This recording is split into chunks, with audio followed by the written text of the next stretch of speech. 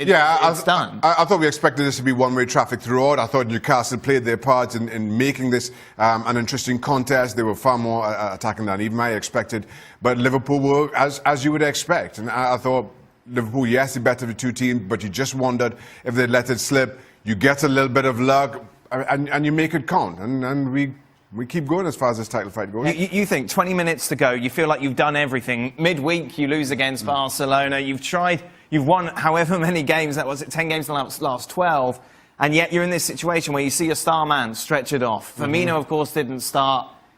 Like, even the most devout Liverpool fan must have thought at that stage, we're done. Yeah, and it's difficult. And the fact is that when Origi comes on for Salah, you're not thinking that he's going to score the winner for you. You're hoping that maybe he has a moment that perhaps he severs a ball in, maybe Mane gets it on the end or something. But Origi wasn't supposed to be the guy because, let's be honest, he would not have been on the field had Salah not been injured. And so if you believe in that sort of stuff, where things are meant to be and destined and written in the stars, well, Salah comes off. Never good to see that happen. Origi comes on, and he gets on the end of the game winner. You believe in that sort of stuff? Hang on to that stuff. The other thing that you got to believe is that I don't understand laws of the game that would make it better for Newcastle to miss the chance on their first goal. Because if Atsu misses the chance, and we're assuming that the referee has seen it, the handball by Alexander-Arnold, it's not only a penalty kick, but a red card for Alexander-Arnold. That's a much better scenario for Newcastle than having scored the goal and still have to play 11v11 against Liverpool.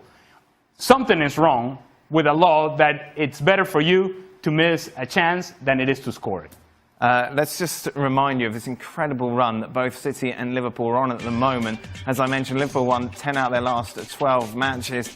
Their problem, very much their thorn in the side, is the fact that Manchester City have won 12 out of their last 12. Yeah, that's good. Of course, they've gone Leicester City at home on Monday. The final game of the season for Liverpool at Anfield against a Wolves side who won once again today. As I mentioned, for City, it's Leicester on Monday, and then Brighton, who are safe after the Cardiff result. So really, Liverpool fans are just hoping that Leicester City can do them a favour on Monday. Would you, as a City player, at any point today think, oh, goodness me, maybe it is written in the stars? Does it take any sort of mental toll on you seeing what Liverpool did today? Well, it doesn't make it easier. That's certainly the case. And when you have to play second, in this case Manchester City, and having to wait a couple of days in order to play, because if you're Manchester City, you want to get out there. Right. If you're those players, you want to be out there and do your job and allow yourself to express what you can do out on the field rather than sitting and waiting and having to read everything that's now going on. And every finger is pointed at you. Say, okay, now the ball is in your court. You take care of it. And I think that does play a part. But if you're Manchester City and you're told, look, you have to beat Leicester at home and Brighton away, and you're Premier League champion, you take it. I mean, what else would you want? This is something that they should be good enough to do. They have proven to be good enough to do it. The problem is that they're due for a bad result. They're due for a bad performance. Better not be this last couple of games. It's interesting. Everything coming out of City, obviously, is saying the right things. In particular, this is why you play football. These are the sort of games you want to play in. You want to go in there knowing that you have to win it. Is that just rhetoric, or is that no, that's an absolute truth. And to Ali's point, he's absolutely right. You prefer to play first and put the pressure on the opposition.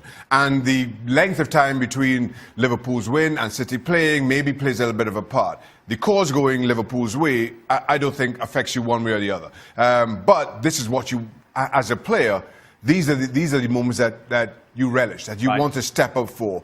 You want to be on the big stage when all eyes are on you and looking to see how you respond. If that doesn't get your juices flowing, then you're at the wrong club. Don't play for a club that's chasing titles every time they step on the field. Brendan Rodgers, Liverpool, you asking him, Brendan Rodgers.